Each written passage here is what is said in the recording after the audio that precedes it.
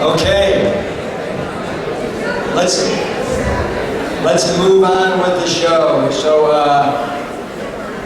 you guys ready for Dr. Caldwell Esselstyn Jr.?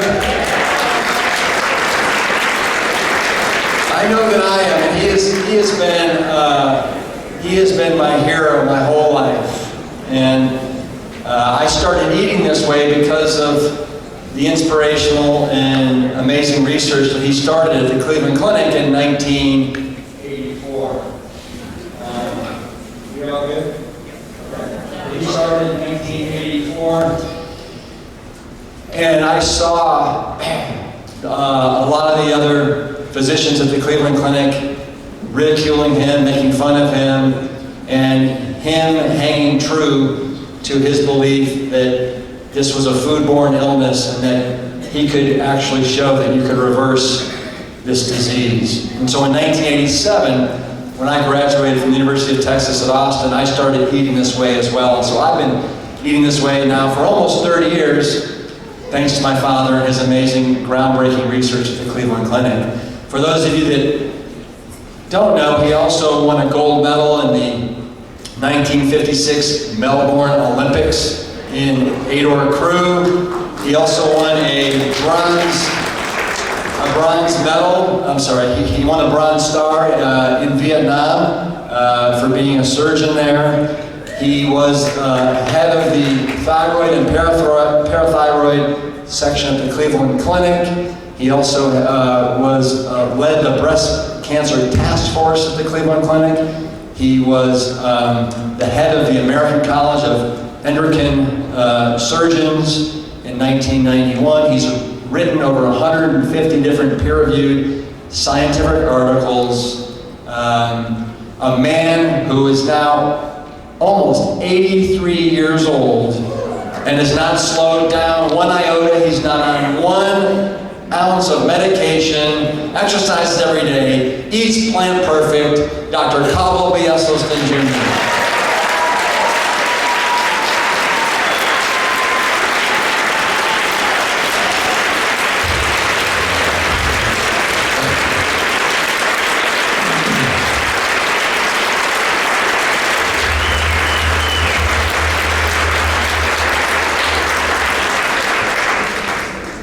Thank you, Rip, and good morning. It is absolutely such a delight to see everybody here at this session. And I would be remiss if I didn't tell you that the reason that I remain so passionate about the whole field of medicine is that we right now have within our toolbox the most profound asset, the most profound tool that medicine, I think, has ever had. And the ridiculous thing about it is it's so straightforward, it is so simple, doesn't cost anything, and there are no hideous side effects. It's just hard to believe. Now, the exciting thing is that this will address multiple chronic killing diseases, but today I'm going to emphasize one of these so you can get your arms around this. And at the same time, I think it'll be an example for the multiple chronic killing diseases that can be treated in this ridiculously straightforward, simplistic, safe, powerful, prompt, and enduring approach. So, what is it? The truth be known, coronary artery disease is a toothless paper tiger that need never, ever exist. And if it does exist, it need never, ever progress. This is a completely benign, foodborne illness. Don't get too locked up into your genes or your stress. This is a foodborne illness. Okay. Now, suppose you were going to take your trade as a surgeon, cardiovascular surgeon, to certain areas of the planet, like Okinawa, the Papua Highlands in New Guinea, rural China, the Central Africa. How about the Tarahumara Indians in northern Mexico? Forget it. you better plan on selling pencils. They never had cardiovascular disease there. What does that tell you? The common denominator of these nations is that they are thriving on whole food, plant-based nutrition without oil. There's the answer. Okay. Now I always throw this in. This is a slide that I took when I was leaving Vietnam after a year as a combat surgeon. And it's simply there to remind me to share with the audience that if we autopsy our GIs who died in Korea at an average age of 20, 80% of these GIs already have gross evidence of coronary artery disease you could see without a microscope. Not enough for their cardiac events yet, but there the disease is already established. Now, that study, interestingly enough, was repeated. That study was repeated in 1999. This time, looking at young women and men between the ages of 17 and 34. Now, the disease is ubiquitous. Everybody has the start, the early foundation of coronary artery disease. Now, that means that when you graduate from high school in this country, not only do you get a diploma, but you also get the foundation for heart disease. Not a very good deal. Is there anybody in this audience who's over 17?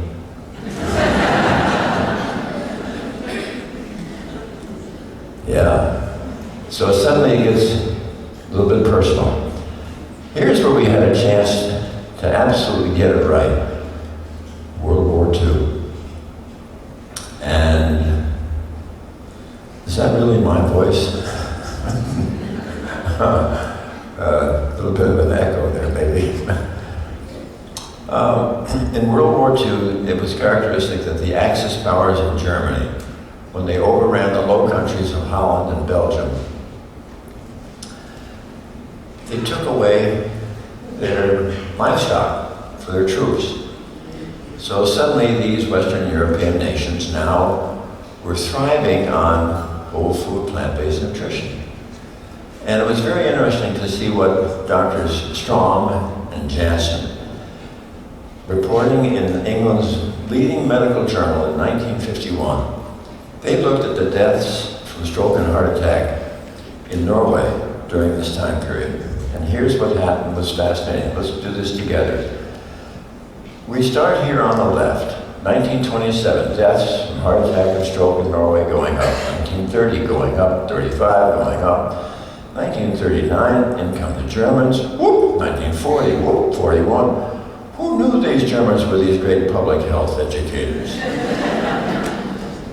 But look what happened. As soon as we got to 1945, with the death of Adolf Hitler, the cessation of hostilities in the European theater, immediately back comes the meat, back comes the dairy, back come the strokes, back come the heart attacks. Look how incredibly prompt that was. Now, Emile Picard, who was a pathologist in Belgium, in the autopsy room in 1946 and 7, was telling his students, look here, you see these plaques, these blockages in these arteries? We didn't see these during the war years. Now they're back. A pretty profound bit of information, but we just didn't get it right.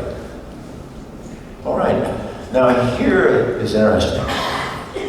Now suddenly, we've gone through the easy part with you. We're going to get some new vocabulary, but let's do this together. Obviously, if you look on the right, you're going to say that this is a pretty sick-looking artery, and you're right. You're probably going to say, when this last little bit of opening closes, there'll be a heart attack. Well, actually, probably not.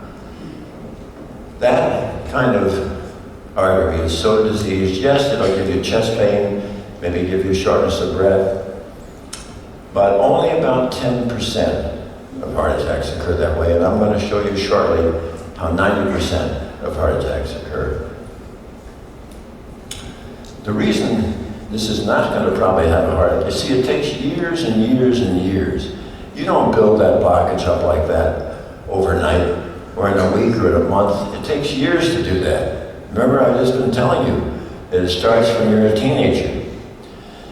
But when this finally blocks off, by this time, the downstream heart muscle has been so deprived of oxygen and nutrients that it has begun to build its own little tiny blockages around the outside of the artery we call collaterals. And those little collateral threads, although there's nothing like a normal artery, are often enough blood in those to sustain the downstream heart muscle viability should this happen to close off. Now what I want you to all notice though is with this normal artery, the innermost layer here, this little dark line, even those of you in the back can see it. That's the absolute life jacket and the guardian of our blood vessels. We're all experts in this disease, we agree. Because it's this endothelial layer that manufactures an absolutely magic molecule of gas that protects us.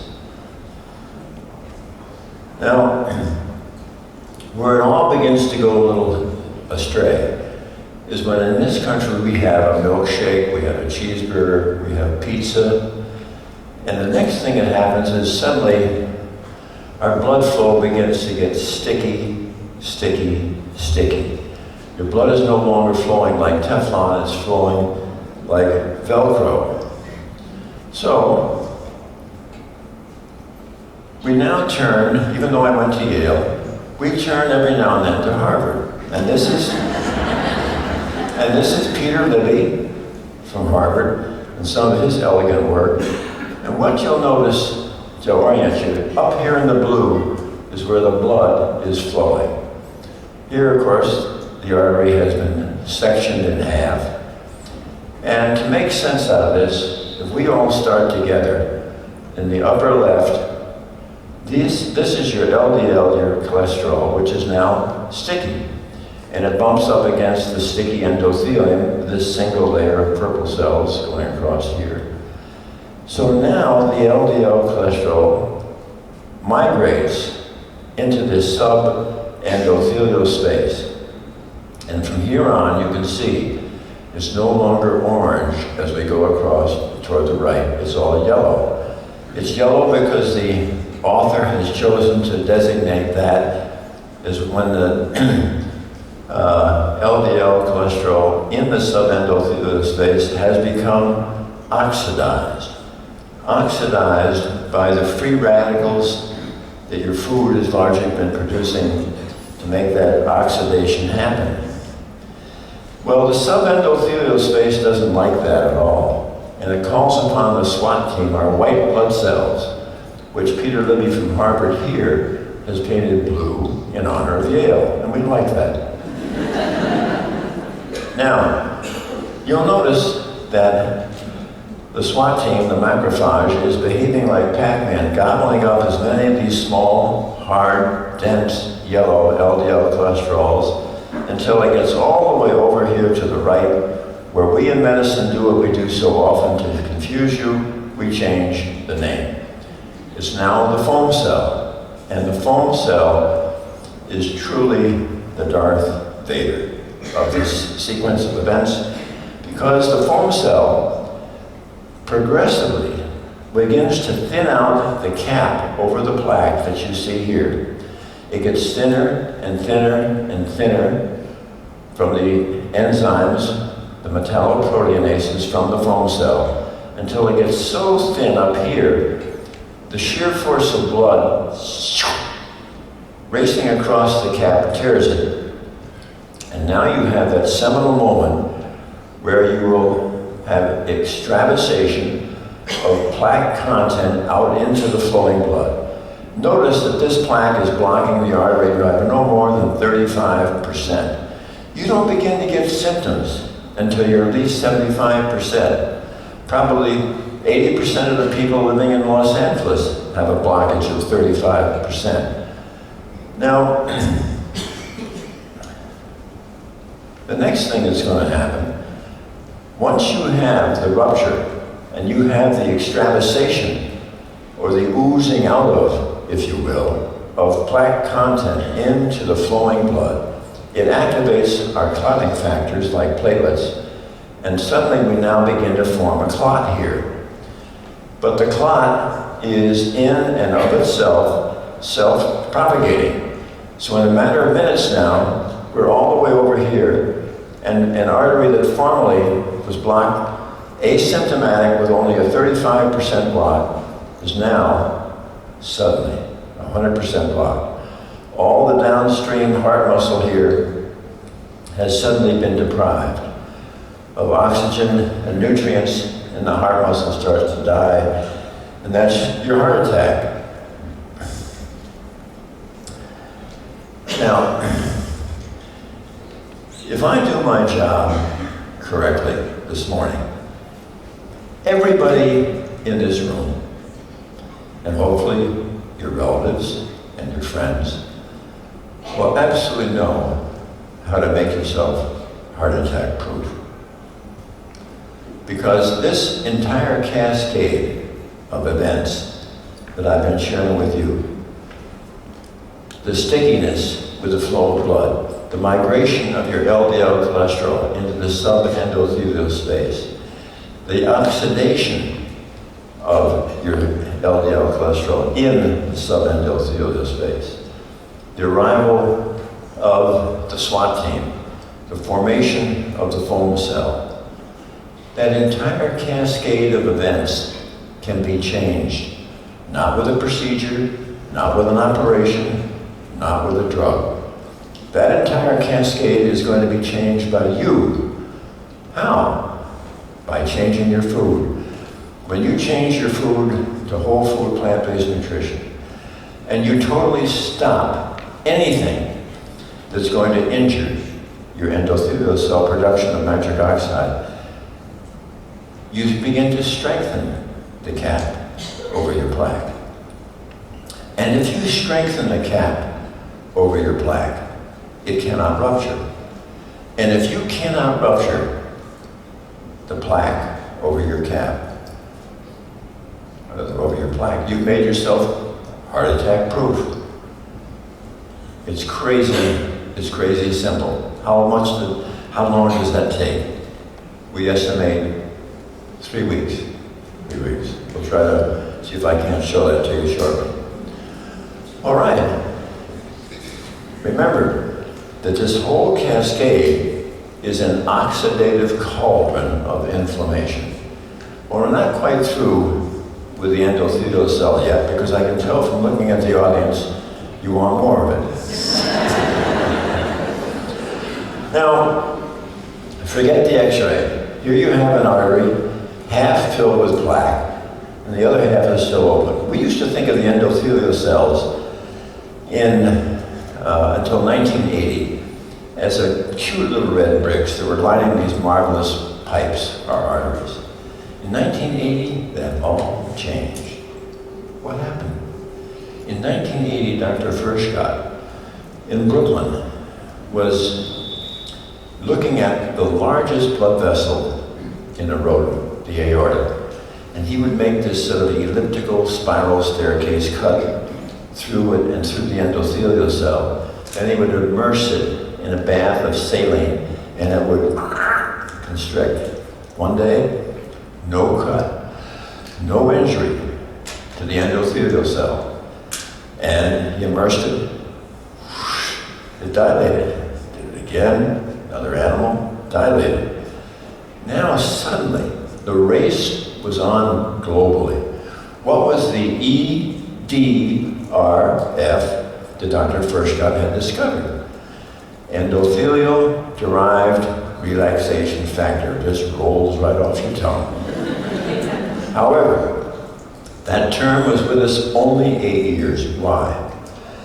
At the end of 8 years, Dr. Furchtgott, Dr. Luignaro, and Dr. Murad discovered that the EDRF was a gas, nitric oxide. For that discovery, those 3 men in 1998 received the Nobel Prize.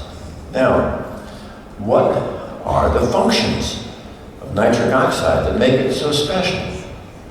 1, nitric oxide keeps all those cellular elements in our blood flow going like Teflon rather than Velcro. No stickiness. Okay, number 2, nitric oxide is the strongest vessel dilator in the body. You climb stairs, the arteries to your heart, the arteries to your legs, they widen, they dilate. Nitric oxide. Number 3, nitric oxide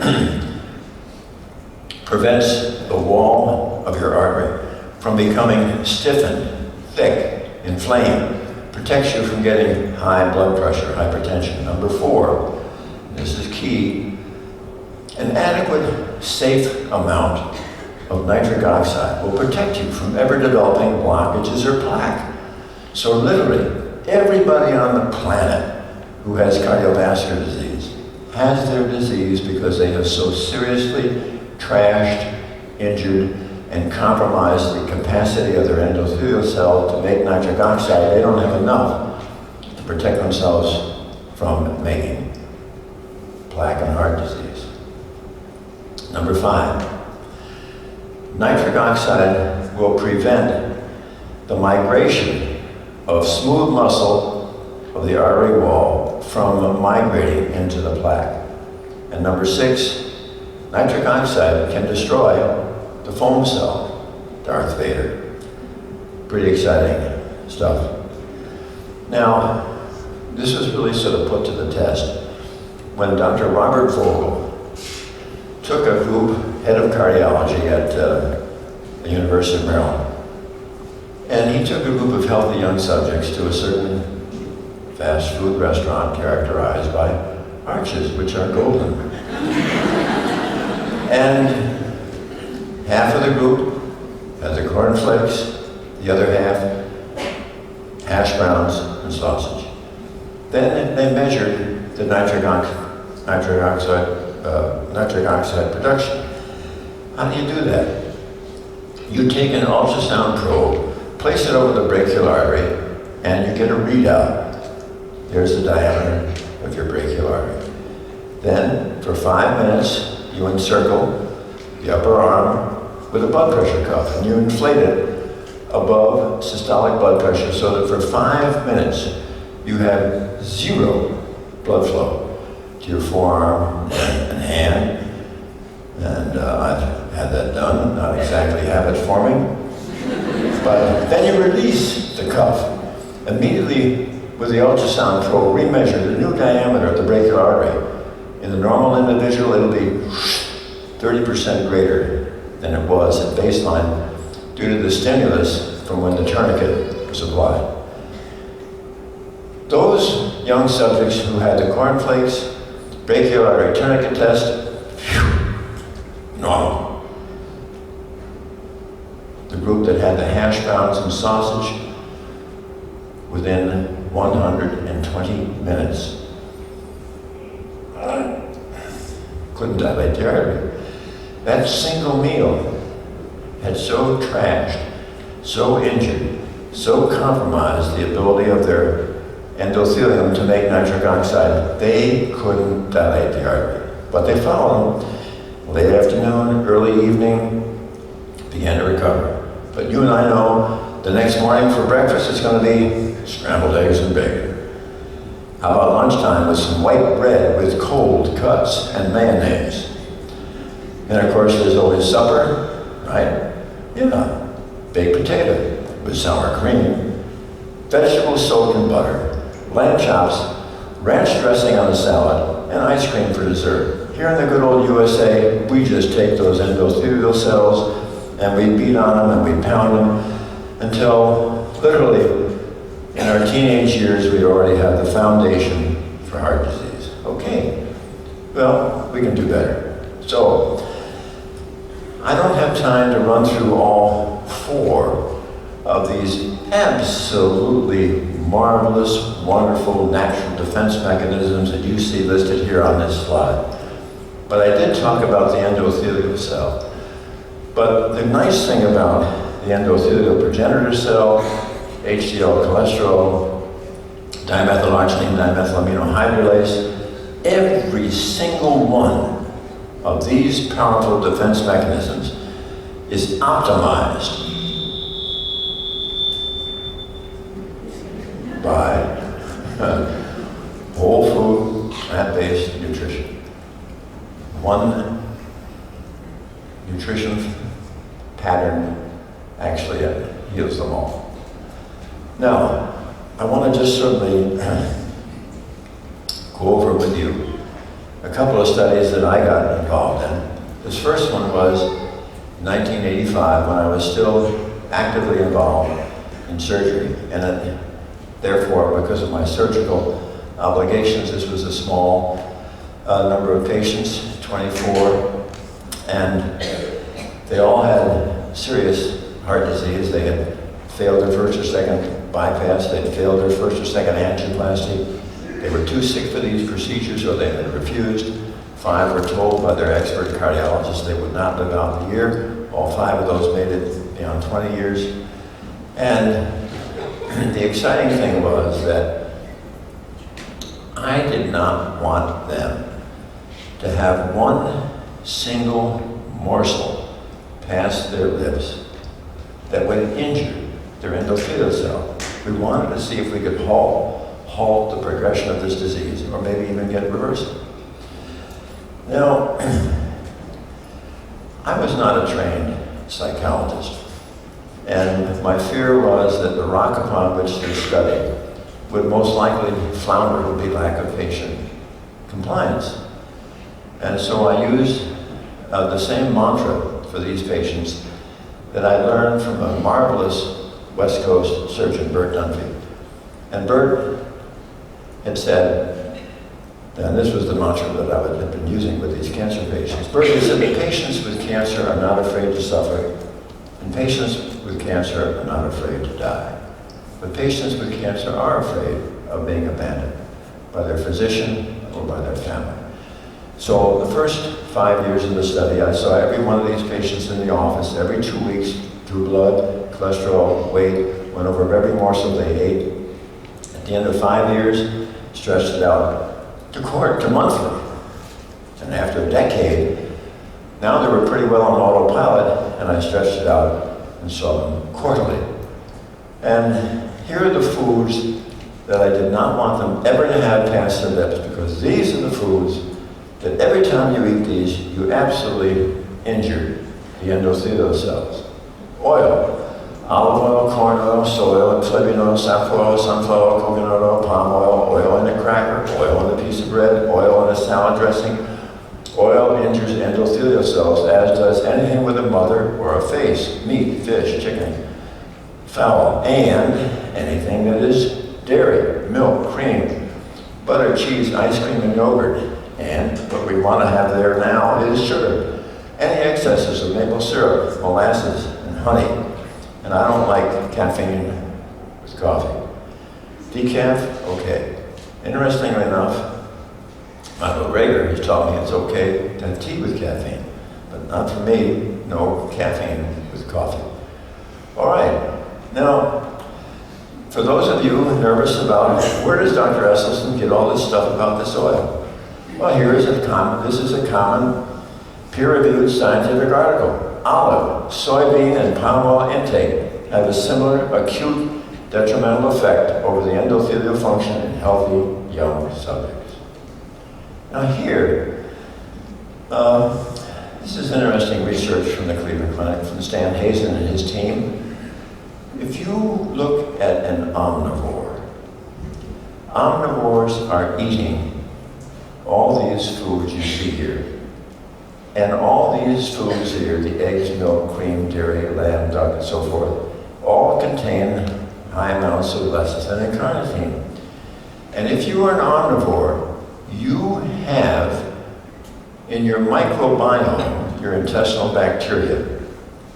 You have bacteria that when they metabolize lecithin and carnitine, they convert it to TMA, trimethylamine, which will be rapidly oxidized by your liver to trimethylamine oxide. And trimethylamine oxide is very, very ugly and nasty for your blood vessels. Let's look at the schematic. Here on the left, lecithin and carnitine, gut bacteria, trimethylamine oxide, vascular disease. If ever there was a validation, if you have ever had any arguments or discussion with people who are so-called paleo, there's the data, okay? Now, what about meat? Here, finally, just about 2.5 weeks ago, the WHO, the World Health Organization, meat is dangerous. Now, because of all the lobbying, all the pressure, they are very clear how dangerous are meats that have been smoked and preserved. But they start to waffle a little bit on red meat, and they say, well, you know, don't have it every day. Maybe just moderation. Moderation? Did you ever read my book? There's a chapter I have in my book entitled Moderation Kills. What do you want? A small stroke? Mild heart attack? Just a touch of colon cancer? Just a smidge of erectile dysfunction? All right, so what are we going to eat? You're going to eat all these whole grains for your cereal, bread, and pasta, all these marvelous 101 different types of legumes, and all these wonderful red, yellow, and green leafy vegetables and fruit. Now, here's where I confess that I'm a taskmaster. For my patients with heart disease, I want them to visualize, if they could get their head inside that artery where the plaque burden is, they would see that that is an absolute cauldron of oxidative inflammation. So I need antioxidants. No, don't go down to the health food store and buy a jug of pills that says antioxidant. It won't work. Probably going to be harmful. You're going to get your antioxidants from food. What food? Food that is high in what we call ORAC value. O-R-A-C, oxygen radical absorptive capacity. So, if you're having raspberries and blueberries and strawberries on your cereal, that's fine. But nothing can trump the green leafy vegetable for antioxidants. Okay. Now, therefore, I ask my patients with heart disease 6 times a day to chew, not smoothies, not juicing. I want them to chew a green leafy vegetable that has been boiled in water 5.5 to 6 minutes or steamed, so it's nice and tender.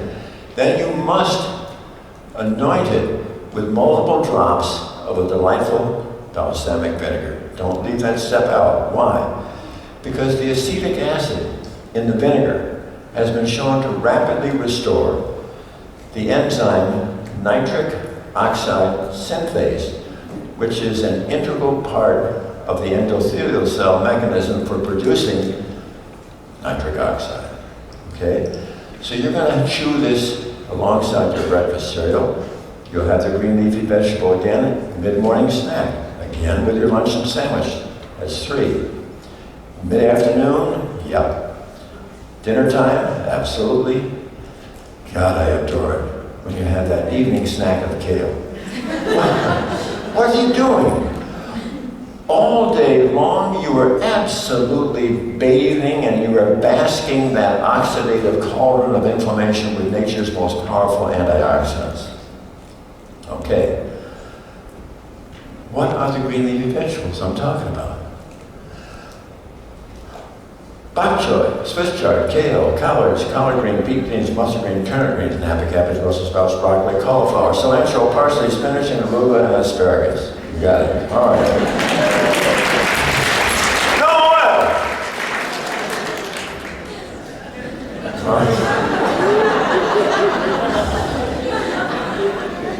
So let's have a couple examples. Here's that first study. This is reversal of heart disease. I know this because these angiograms that I'm about to share with you were reviewed in triplicate in the Cleveland Clinic Angiography Core Laboratory by senior medical technicians that do this all day long for national medical trials.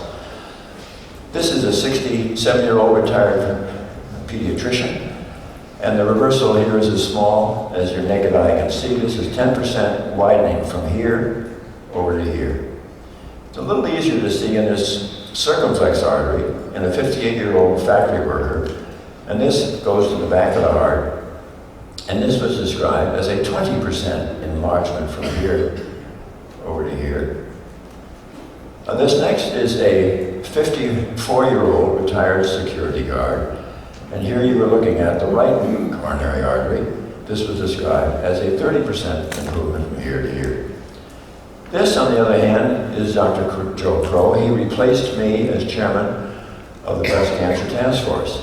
And age 44, 1996, Joe began to have chest pain. Cholesterol 156, no family history, regular exercise. He was not diabetic, he was not hypertensive, he was not a smoker. Cardiology worked him up in October of 96, could find nothing.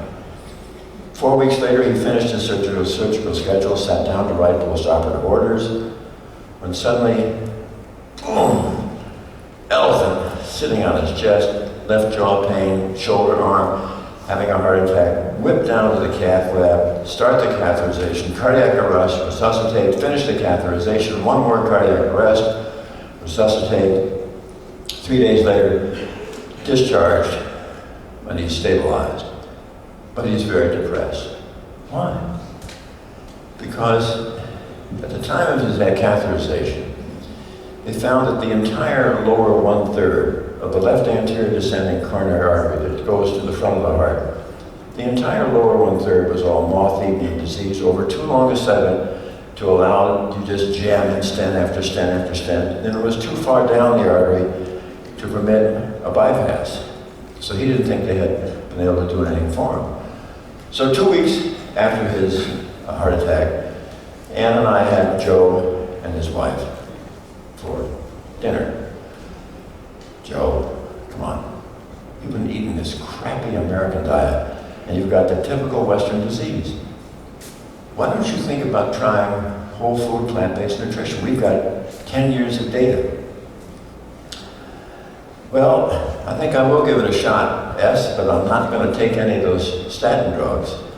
I've heard there are just too many side effects. I really don't want to get involved with that. Fine, that's your call, no problem. He became the absolute personification of commitment to whole food, plant-based nutrition. Over the next 2.5 years, his total cholesterol plummeted. His LDL, bad cholesterol, went from 98 down to 38. Then he had another angiogram. Now, in the office area of the clinic, our doors are 3 doors apart. And at noontime on the day that I knew he'd earlier had the follow-up angiogram, I went over to his office, opened the door, let myself in. There he was, sitting behind the desk.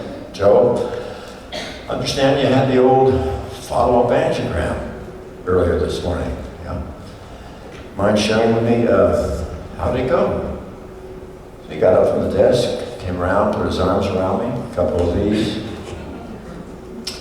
He said, I think we're okay. I said, well, any chance that I could see the follow-up angiogram? Oh, yeah. Now, when the plaque is young, and it is made up of inflammation and fat and cholesterol, you can see the body remarkably do this. But that's maybe a quarter of patients. What about the other 3/4 where they're older, the plaque is made up of scar, calcification, fibrosis? You're not going to budge it. Those patients will in no way be precluded from enjoying similar benefits And I hope to show you that momentarily. Now, there were 18 that stayed with us through the whole program, and for 12 years, and I wanted to know how many cardiac events of worsening disease they had had in the 8 years prior to coming into our program. While they were under the care of expert cardiologists, they had the 49 events that you see listed up here of worsening disease. However, once they came into our program, 17 of those 18 had no further progressive, no cardiac events. We had one little sheep at the end of 6 years, wandered from the flock, got into the lamb chops, French fries, glazed donuts. More angina had a bypass, but now he's back with the flock and proves the point that I'm trying to share with you today. All right. Now, rightfully so, we were pretty heavily criticized for this study. Dr. Esselstyn, that's pretty small, 18 patients. So what if you showed you could halt disease or reverse it? How do you know you're going to be able to do this? The larger group, will the same results apply? July 2014, Journal of Family Practice, 200 patients, all right? Now, what was the compliance? Almost 90%, 177 out of 198, 2 were lost to follow-up. How in the world do you get that kind of 90% compliance when people complain that they can't make that happen? I think there are 2 important things that explain why we achieve compliance. One is, if you're going to have behavior modification, you're never going to achieve this at the end of a 9-minute office visit with 3 or 4 minutes of saying, change your diet. You aren't Houdini. That isn't going to work. To make it work, I feel that you must show the patient respect. The only way that I know to show a patient respect is to give them my time. So what we have devised over the last 18 years is an intensive counseling seminar, 5.5 hours. And we limit this usually to about 10 or 12 patients, always with a spouse or significant other. You must do that, that's so key. Now my secretary will give me a list 10 or 12 days before the seminar, a list of the patients with their phone numbers, and I personally call every one of them because I want to get my arms around their story, and at the same time give them an opportunity to ask questions of me so that coming to the seminar, we have a strong platform from which we can all move forward. And at the seminar, they're going to learn exactly what they have done to create the disease and precisely how it is that they will be empowered as the locus of control to halt and to reverse their disease. Now, in addition, everybody gets a very hefty notebook. It has a copy of every single one of my PowerPoint slides that I used during the presentation, several of our scientific articles, a 44-page handout with many additional recipes that add to the 240 in the 2 books that we provide. And there's a marvelous woman with 30 years experience acquiring and preparing plant-based foods who has an hour and a quarter sharing with these course participants how to read ingredients, travel, and restaurants. And then everybody gets a DVD of the entire seminar so that when they go home, if they get rusty or forgetful, they can flip this on and get themselves back up to speed. And we always have 3 local or regional participants who've had a previous successful experience share their story with the group. So those in attendance can say to themselves, listen, if he or she can do this, I can do this. Then we answer questions on a delightful plant-based luncheon and stay in touch as necessary, either through email or through phone call. Now, how do we get results? How do you know these people were sick? 119 of those 177 had already had bypass or they'd had stents. 44 had already had a heart attack. But what was exciting to me also was, without even trying, 27 of that group who were told before they came to see us they needed to have stents or bypass no longer needed it. And the results of those who were adherent, 0.6%, that means 99.4% did not require have any further events in the 3.75 years of follow-up. 62% of the group that were non-adherent had events. Let's look at it in a graph form. Here you see, over on the far right, the Lyon Mediterranean study. What we're measuring now is, over here we're measuring major cardiac events. That is to say, how many have had death, heart attack, or stroke. Well, with one of the best Mediterranean studies, 25% at 4 years have either died, had a heart attack, or stroke. 20% with the natural history of heart disease out of Columbia Presbyterian Hospital in New York. Then Bill Bowden's Courage study, 19%. Bingo! Here we are, over 30-fold difference down here at 0.6%. One patient. What's going on? What's the difference? The difference is we're treating the causation of the illness. Ever since the days of Hippocrates, there's been a basic covenant of trust that the caregiver will always share with the patient. What is the causation of the illness? That's when we get our best results. And sadly today, in cardiovascular medicine, that's not being done. Now let me just say that I have nothing but the greatest admiration and respect for my cardiovascular colleagues. But is it possible for the best to be even better? Yes. Now, this is another study that we published. This wasn't 200, this was 3 patients.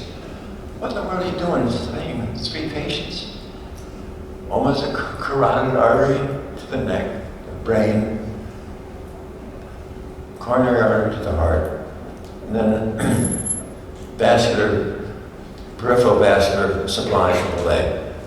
And these were all fascinating to me because they absolutely personified the crisis we're in today.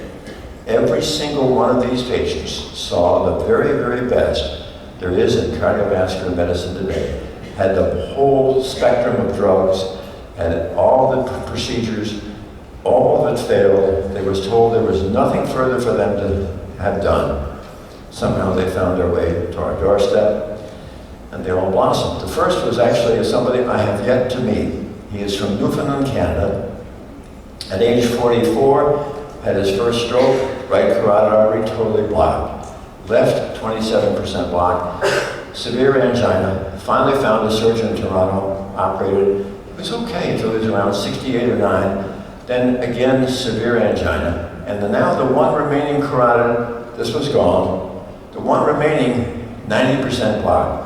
Of all things, this time his daughter, 37 years of age, had her heart attack. Found a book called Prevent and Reverse Heart Disease. And called her father and said, "Pop, we got to do this together." They did. A year later, I got a call. His formerly blocked carotid artery was no longer 90% blocked. It was now 67% blocked. All of his chest pain disappeared. He'd lost 40 pounds. His diabetic state was resolved, and his erectile dysfunction was gone. And here is Bob Mercer from Newfoundland, Canada. On the other hand, back in Cleveland, Art Soteros, age 32, overweight, diabetic. Age Art Soteros, age 42, first angina. First, Cleveland Clinic, 14 stents. Stents aren't working, we got to give you a bypass.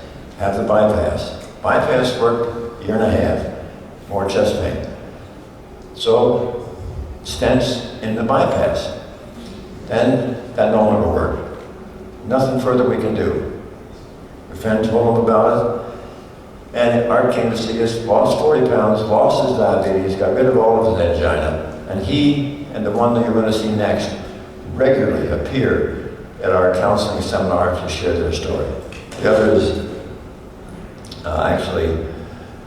Jim McNamara, who at age 55 had his first stroke, had his carotid operated on, but the operation failed and the artery was totally blocked. And then his leg began to bother him. But before he could have his leg operated on, they were going to operate on his one remaining carotid. And that worked out okay. But then they started the operations on his leg. 1 failed, 2 failed, 3 failed, 4 failed. Nothing we can do for you any further. His wife found us, and he just had tremendous pain and numbness trying to sleep because of the circulation problem. Here he is dancing with his daughter at the wedding.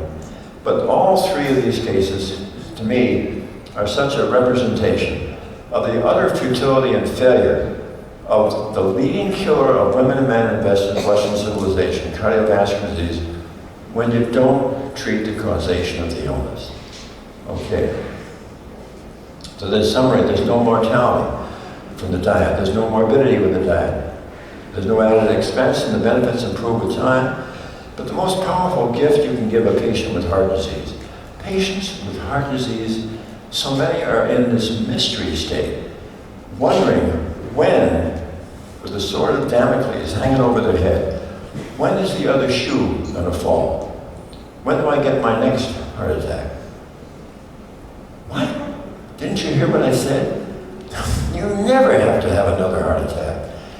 You strengthen the cap over your plaque and you make yourself heart attack proof.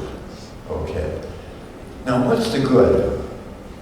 What's the good of having a great heart if your brain isn't working? All right. Now, we know that by age 85, 50% of Swedes, 50% of Americans, dementia. Not a good plan, okay? We let over 5,500 MRIs of the brains of Americans found that at age 50, Americans begin to show these tiny little white spots in your MRI. What is the white spot? A little stroke. Well, big brain, tiny stroke, you know, you're 50, you're okay. But now, suddenly, you turn around and you're 65. And more often than before, you find yourself saying, sweetheart, where did I leave the car keys? You know, you'll work that out, not a problem. So, 10 more years go by, you're 75. Sweetheart, where did I leave the car? So now suddenly, you're 85. You look at her, are you my sweetheart? I can't reverse that. You don't suddenly wake up on your 85th birthday with dementia. You work hard in all those preceding decades to lay the foundation for that dementia. Not a good plan. Here is a normal MRI, and here is one I counted 90 of those small strokes. Can you imagine a message trying to go through all of that scar tissue? Doesn't really work. Now here on the left, you see this big brain right up out to the skull. Here on the right, you see a small brain. There's almost an inch of space. That's brain atrophy. You don't want brain atrophy. How do you prevent yourself from getting brain atrophy? Exercise. Walking 3-4 times a week, almost fast enough to break a sweat. And what other parts of the brain you enlarge? The hippocampus for memory, the frontal lobe, the executive thinking, all right? If you don't like walking, and you're biking or swimming, something to really get the exercise going to keep the brain from atrophying. Here, your leg muscle. Again, on the left, the thigh muscle in a 40-year-old triathlete. Pretty powerful. Thigh muscle, 70-year-old sedentary man. The lower right, thigh muscle, 70-year-old triathlete. Keep it going. Now here on the left you see a pulse volume. This was in a patient, when I first started seeing this gentleman, he had to stop 5 times crossing the skyway to my office, okay? And he had this cramp in his calf. And I was so focused on his heart, I forgot all about his leg. And sure enough, after 11 months, he said, Dr. Esselstyn, you recall when I first started seeing you, and I was crossing the skyway, I had to stop 5 times, yeah, and this was his pulse volume then. He said, you know, the last month, it got to be 4 times, then it was 3, 2, 1. He said, I don't stop anymore. I no longer have pain there. Don, back you go to the vascular lab, and you can see now that it's double his pulse volume what it was. And you're going to say to me, wait a minute, why are you so excited about that? Because that was our eureka moment. It was 15 months after we started the study, and we now had proof, absolute rock solid proof, that food and food alone could absolutely halt and reverse cardiovascular disease. But you're going to say, wait a minute, what about the statin drug? Come on, guys. 1986. We didn't have any statin drugs then. Okay? So that's 2 examples I've given you today. Dr. Crow, who refused statin drugs, and Don, we didn't have them then. Yeah, here's another. This is a 78-year-old high school retired chemistry professor. In his retirement, he and his wife absolutely adored entering square dance contests. But in that square dance contest, the fast square dances, he was getting trouble. He was getting bilateral calf pain, both calves. So the vascular team that worked him up, this was the image, and you can see it's pretty nasty. He didn't like the idea of that big operation they had suggested for him. Found out us through the internet, came for counseling. Dr. Esselstyn, if I choose your method, how long will it take me to get rid of my calf pain? So I looked at him with great wisdom in my face. Said, probably about 11 months. 3 months later, I got a phone call. Dr. Esselstyn, you do not speak the truth. The pain is gone. Now, I don't know where all of you are from, but I will share with you back in Cleveland that when we're watching a sporting event or a mystery on television, just before the advertisement comes on, you will hear the mellifluous tones of the announcers say something like, when the moment is right, will you be ready? Now, we all know that the penile artery is pretty tiny compared to the coronary artery, so not infrequently before somebody comes down with heart disease, they'll find they're no longer able to raise the flag. However, all is not lost. Not infrequently, I'll get a phone call from somebody 11 months after I've counseled. Dr. Esselstyn, yeah, this is Mr. So-and-so. Yeah, sure. Yeah, he said, I thought I really ought to give you a call because recently something has come up. And I'm wondering if I don't owe you another check. Now, back to the heart. Here is what I'm going to show you how this can happen in 3 weeks. This is a 60-year-old Cleveland stockbroker with a cholesterol of 248. Here he comes in with what we call a PET rubidium dipyridamole scan. Translation, if it is orange or yellow, that's good. But here, where it's green, that is terrible. Poor perfusion. He is counseled at this time. 10 days later, his cholesterol is 137. And 3 weeks after this first one, he gets another, and it's all back. Come on, we didn't wash out the blockage or the plaque in 3 weeks. Why is it all back? This is the heart without muscle. You're looking at the blood vessels. Now the plaque almost invariably forms in what we call the epicardial blood vessel, the part of the blood vessel that's not buried in the heart muscle, okay? And that's why the surgeons and they can access these so readily. But look, There are thousands and thousands of blood vessels in that heart. Are they diseased? You bet they are. But are they diseased filled with plaque? No. You don't ever get plaque in your arm. You don't have plaque, but they are diseased. How are they diseased? Because your endothelial cells that want to be your friend, when you have beaten them down and beaten them down and beaten them down, they now turn into your enemy. They begin to make not nitric oxide, which is a vasodilator. They begin to make endothelium and thromboxane. What are they? They are vasoconstrictors. So when somebody finally comes in with this chest pain and they get the diagnosis of these plaque, why is it that we're able to get these people to suddenly reverse their angina pain, sometimes within days, often within weeks? What's happening?